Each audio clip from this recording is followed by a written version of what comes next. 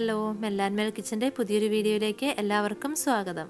ഇന്ന് ഞാൻ വന്നിരിക്കുന്നത് ഒരു റെസ്റ്റോറൻറ്റ് സ്റ്റൈൽ ചിക്കൻ ഫ്രൈഡ് റൈസിൻ്റെ റെസിപ്പിയുമായിട്ടാണ്. ഇത് ശരിക്കും ഒരു ചൈനീസ് ഡിഷാണ്, എന്നാൽ നമ്മളിവിടെ ചെയ്യുന്നത് ഒരു ഇൻഡോ ചൈനീസ് രീതിയിലാണ്. ഈ സെയിം രീതിയിൽ ചിക്കന് പകരം എഗ്ഗ് ചേർത്ത് എഗ് ഫ്രൈഡ് റൈസും നമുക്ക് തയ്യാറാക്കാവുന്നതാണ്. ഇതിൻ്റെ കറക്റ്റ് ആയിട്ടുള്ള ടേസ്റ്റ് നമുക്ക് കിട്ടുന്നത് അതിൻ്റെ മിക്സിങ്ങിനെ ഡിപ്പെൻഡ് ചെയ്താണ്. അപ്പോൾ നമുക്ക് നേരെ വീഡിയോയിലേക്ക് പോകാം. ഇന്ന് ഞാനിവിടെ 2 കപ്പ് ബസുമതി റൈസ് ഉപയോഗിച്ചുള്ള ഫ്രൈഡ് റൈസ് ആണ് തയ്യാറാക്കുന്നത്. ബസുമതി റൈസ് എപ്പോഴും ഇതുപോലെ നല്ല ക്വാളിറ്റിയുള്ള റൈസ് നോക്കി വാങ്ങിക്കാൻ ശ്രദ്ധിക്കുക.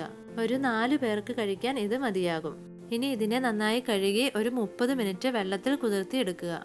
അപ്പോൾ നമുക്കിത് വെള്ളത്തിൽ കുതിർത്തി വയ്ക്കാം. ഇനി ഫ്രൈഡ് റൈസിലേക്ക് ചേർക്കുന്നതിന് വേണ്ടിയിട്ട് ഒരു 700 ഗ്രാം ചിക്കൻ ചെറുതായി കട്ട് ചെയ്ത് എടുത്തിട്ടുണ്ട്. ഇനി നമുക്ക് ഈ ചിക്കൻ ഒന്ന് മാരിനേറ്റ് ചെയ്ത് കുറഞ്ഞത് ഒരു 2 മണിക്കൂറെങ്കിലും ഫ്രിഡ്ജിൽ വെക്കണം. അതിനുവേണ്ടി എടുത്തു വെച്ചിരിക്കുന്ന ചിക്കനിലേക്ക് 1/4 ടീസ്പൂൺ മഞ്ഞൾപ്പൊടി, ആവശ്യത്തിന് ഉപ്പ്, 1/4 ടീസ്പൂൺ കുരുമുളക് പൊടി, 2 teaspoon soya sauce, 2 teaspoon red chilli sauce,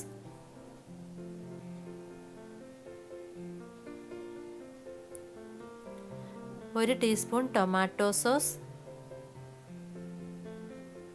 ഇവ ചേർത്തതിന് ശേഷം നന്നായി മിക്സ് ചെയ്യുക. കൈകൊണ്ട് മിക്സ് ചെയ്യുന്നതായിരിക്കും കൂടുതൽ നല്ലത്.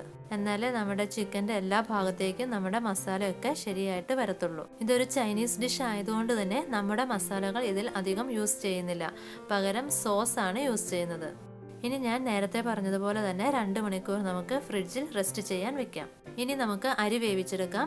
അതിനുവേണ്ടി 8 കപ്പ് വെള്ളം ഞാൻ ഒഴിച്ച് തിളപ്പിക്കാൻ വെച്ചിട്ടുണ്ട്. ഇത് ഏകദേശം ഒരു 2 ലിറ്ററോളം വരും. ഇനി ഇതിലേക്ക് 2 ടീസ്പൂൺ ഏതെങ്കിലും റിഫൈൻഡ് ഓയിൽ ഒഴിച്ചു കൊടുക്കുക. വെളിച്ചെണ്ണ യൂസ് ചെയ്യരുത്. ഇനി നമുക്ക് വേണ്ടത് ഒരു നാരങ്ങയുടെ നീരാണ്. നാരങ്ങ വലുതാണെങ്കിൽ ഹാഫ് ആയാലും മതി. ഇനി നമുക്ക് അരിക്ക് ആവശ്യത്തിനുള്ള ഉപ്പ് കൂടി ഇട്ട് കൊടുക്കുക. ഇപ്പോൾ വെള്ളം നന്നായിട്ട് തിളച്ചിട്ടുണ്ട്. ഇനി ഇതിലേക്ക് നമ്മൾ 30 മിനിറ്റ് വെള്ളത്തിൽ കുതിർത്തി വെച്ചിരിക്കുന്ന അരി ഇട്ട് കൊടുക്കുക. ഇനി ഇതൊന്ന് ഇളക്കി കൊടുക്കുക. ഇതൊന്ന് തിളയ്ക്കുന്നത് വരെ ഹൈ ഫ്ലെയിമിൽ തന്നെ വെക്കുക. തിളച്ചു കഴിഞ്ഞതിന് ശേഷം മീഡിയം ഫ്ലെയിമിലേക്ക് സെറ്റ് ചെയ്യുക. ഇതിപ്പോൾ നന്നായിട്ട് തിളച്ചിട്ടുണ്ട്. ഇനി നമുക്കിത് മീഡിയം ഫ്ലെയിമിലേക്ക് മാറ്റാം. ഇനി നമ്മുടെ അരി പെട്ടെന്ന് തന്നെ വേവുന്നതാണ്. നമുക്കിത് ഫുള്ളായിട്ട് വേവിക്കേണ്ട, ഒരു 80% മാത്രം വേവിച്ചാൽ മതി. നമ്മുടെ ഈ അരി ഓവർ കുക്ക്ഡ് ആകാതെ പ്രത്യേകം ശ്രദ്ധിക്കുക. അതുകൊണ്ട് പ്രത്യേകം ശ്രദ്ധിച്ചിരിക്കണം. ഇതിപ്പോൾ ഏകദേശം ഒരു 80% വേവ് ആയിട്ടുണ്ട്. ഇനി നമുക്ക് ഇത് ഒന്ന് ഡ്രെയിൻ ചെയ്തെടുക്കണം. ഇത് 30 മിനിറ്റ് വെള്ളത്തിൽ മുക്കി വെച്ചതായതുകൊണ്ട് തിളച്ചതിന് ശേഷം പെട്ടെന്ന് തന്നെ നമുക്ക് ആവശ്യമുള്ള വേവിലേക്ക് എത്തുന്നതാണ്. ഇതിപ്പോൾ ഞാനിവിടെ ഡ്രെയിൻ ചെയ്തെടുത്തിട്ടുണ്ട്. ഇത് ഇങ്ങനെ ഇരുന്നാൽ തന്നെ പെട്ടെന്ന് വെന്തു പോകും. അതുകൊണ്ട് നമുക്ക് ഒരു പരന്ന പാത്രത്തിലേക്ക് ഇത് മാറ്റിയതിന് ശേഷം നന്നായി സ്പ്രെഡ് ചെയ്ത് കൊടുക്കുക. ഞാൻ പറഞ്ഞതുപോലെ ഒരു പരന്ന പാത്രത്തിലെടുത്ത് നന്നായി സ്പ്രെഡ് ചെയ്ത് വെച്ചിട്ടുണ്ട്. ഇനി ഇത് ചൂടാറിയതിന് ശേഷം കുറഞ്ഞത് ഒരു 2 മണിക്കൂറെങ്കിലും ഫ്രിഡ്ജിൽ വെച്ച് തണുപ്പിക്കണം. ഇതേപോലെ തലേ ദിവസം അരി വേവിച്ച് വെച്ച് പിറ്റേ ദിവസം ഫ്രൈഡ് റൈസ് ഉണ്ടാക്കുന്നതായിരിക്കും കൂടുതൽ നല്ലത്. നമ്മുടെ മാരിനേറ്റ് ചെയ്ത് വെച്ചിരിക്കുന്ന ചിക്കൻ ഇപ്പോൾ 2 മണിക്കൂർ കഴിഞ്ഞിട്ടുണ്ട്. ഇനി നമുക്ക് ഇതൊന്ന് കുക്കറിലിട്ട് വേവിച്ചെടുക്കണം. അതിനുവേണ്ടി നമുക്കിതൊരു കുക്കറിലേക്ക് മാറ്റാം. കുക്കറിലേക്ക് മാറ്റിയിട്ടുണ്ട്. ഇനി ഇത് നന്നായി അടച്ച് ഹൈ ഫ്ലെയിമിൽ വെച്ച് 3 വിസിൽ വരുന്നത് വരെ വേവിക്കുക. ഇപ്പോൾ 3 വിസിൽ വന്നിട്ടുണ്ട്. നമ്മുടെ ചിക്കൻ വെന്ത് വന്നിട്ടുണ്ട്. ഇനി നമുക്ക് ഫ്ലെയിം ഓഫ് ചെയ്ത് എയർ പോയതിന് ശേഷം തുറന്നു നോക്കാം.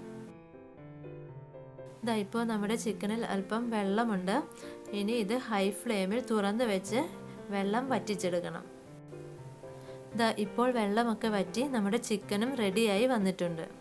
ഇങ്ങനെ ചിക്കനും ചോറും നമുക്ക് നേരത്തെ തന്നെ റെഡിയാക്കി വെക്കാവുന്നതാണ്. റെസ്റ്റോറൻറ്റുകളിലും ഇങ്ങനെ തന്നെയാണ് ചെയ്യുന്നത്. ഏറ്റവും അവസാനമായിരിക്കും മിക്സിംഗ്. ഇനി നമുക്ക് മിക്സിങ്ങിലേക്ക് കടക്കാം.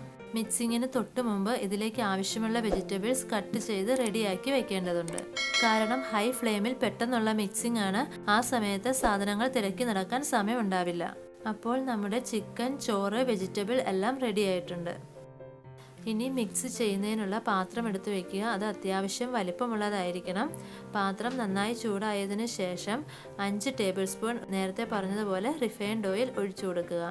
ഓയിൽ നന്നായി ചൂടായതിനു ശേഷം ചെറുതായി ചോപ്പ് ചെയ്ത് വെച്ചിരിക്കുന്ന വെളുത്തുള്ളി അതിലേക്ക് ഇട്ട് കൊടുക്കുക. ഞാനിവിടെ അത്യാവശ്യം വലിപ്പമുള്ള 3 അല്ലി വെളുത്തുള്ളിയാണ് എടുത്തിരിക്കുന്നത്. ഇനി നന്നായിട്ട് മിക്സ് ചെയ്ത് കൊടുക്കുക. ഈ മിക്സിംഗ് എല്ലാം ഹൈ ഫ്ലെയിമിൽ വെച്ചാണ് ചെയ്യേണ്ടത്. ഇനി നമുക്ക് ചെറുതായി ചോപ്പ് ചെയ്ത 1/2 കപ്പ് ക്യാരറ്റ് ഇട്ട് കൊടുക്കണം. അതിനുശേഷം 1/2 കപ്പ് ബീൻസ് ചെറുതായി ചോപ്പ് ചെയ്ത് ഇട്ട് കൊടുക്കുക. ഇനി നമ്മൾ സ്പ്രിംഗ് ഒനിയൻ ആണ് ചേർത്ത് കൊടുക്കുന്നത്. ഇതാണ് സ്പ്രിംഗ് ഒനിയൻ. ഇതിന്റെ ഈ ബൾബ് പോലെയുള്ള വൈറ്റ് ഭാഗമാണ് നമ്മളിപ്പോൾ ചേർത്ത് കൊടുക്കുന്നത്. പച്ച കളർ ഭാഗം പിന്നീട് ഗാർണിഷ് ചെയ്യുന്നതിനാണ് യൂസ് ചെയ്യുന്നത്. ഇനി നമ്മൾ ഇതിലേക്ക് 1/2 കപ്പ് ക്യാബേജ് ചെറുതായി ചോപ്പ് ചെയ്ത് ഇട്ട് കൊടുക്കുക. നന്നായിട്ട് തന്നെ മിക്സ് ചെയ്തുകൊണ്ടിരിക്കുക, കാരണം ഹൈ ഫ്ലെയിമിലാണ് നമ്മൾ വെച്ചിരിക്കുന്നത്. ഇങ്ങനെ ഇളക്കി നമ്മുടെ വെജിറ്റബിൾസ് ജസ്റ്റ് ഒന്ന് വാട്ടിയെടുക്കുക, വേകാൻ പാടില്ല. അതായത് മാക്സിമം ഒരു 1.5 മിനിറ്റ് ഇതിനു വേണ്ടി എടുക്കാവൂ. നമ്മുടെ വെജിറ്റബിൾസ് ഇപ്പോൾ ജസ്റ്റ് ഒന്ന് വാടി വന്നിട്ടുണ്ട്. ഇനി നമുക്ക് ഇതിലേക്ക് വേവിച്ച് വെച്ചിരിക്കുന്ന ചിക്കൻ ഇട്ട് കൊടുക്കാം. ഇനി നന്നായിട്ട് മിക്സ് ചെയ്യുക. ചിക്കനിൽ മാരിനേറ്റ് ചെയ്യാൻ നേരം നമ്മൾ സോയാ സോസ് ചേർത്തിട്ടുണ്ടായിരുന്നു, അതുകൊണ്ടാണ് ചിക്കൻ ഈ ബ്ലാക്കിഷ് കളർ വന്നിരിക്കുന്നത്. ഇതാ ഇപ്പോൾ നന്നായിട്ട് മിക്സ് ആയിട്ടുണ്ട്. ഇനി നമ്മൾ വേവിച്ച് വെച്ചിരിക്കുന്ന റൈസ് ഇതിലേക്ക് ചേർത്ത് കൊടുക്കുക.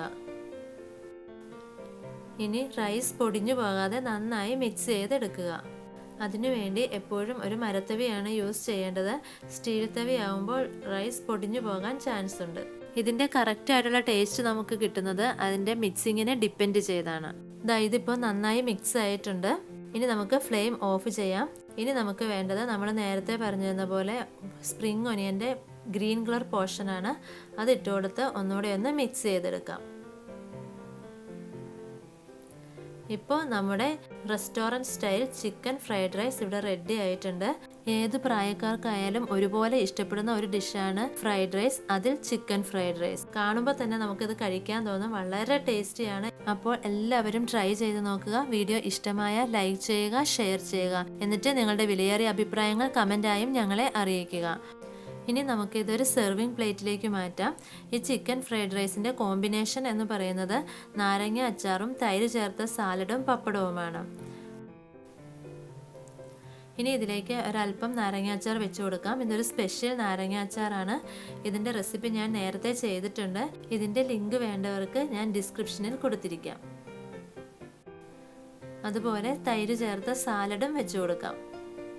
നമ്മുടെ ഈ ചാനൽ ആദ്യമായിട്ടാണ് കാണുന്നതെങ്കിൽ സബ്സ്ക്രൈബ് ചെയ്യാൻ മറക്കരുത്. അതുപോലെ ഷെയർ ചെയ്യാനും.